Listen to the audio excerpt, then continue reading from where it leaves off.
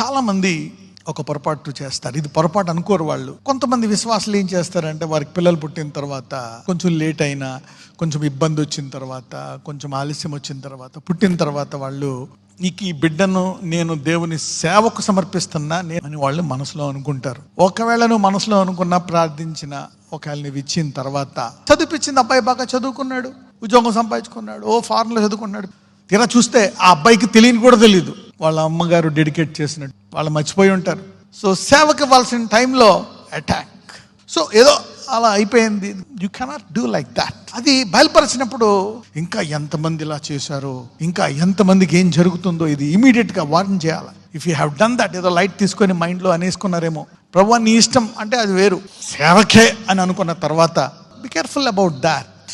So అంతేగాని మర్చిపోయావనుకో, ఏమో సేవకులు ఎక్కువ అవుతుందో, ఎవరిస్తారు ఏంటి, ఎవరివ్వాలా? దేవుడు ఇవ్వాలా. It is God.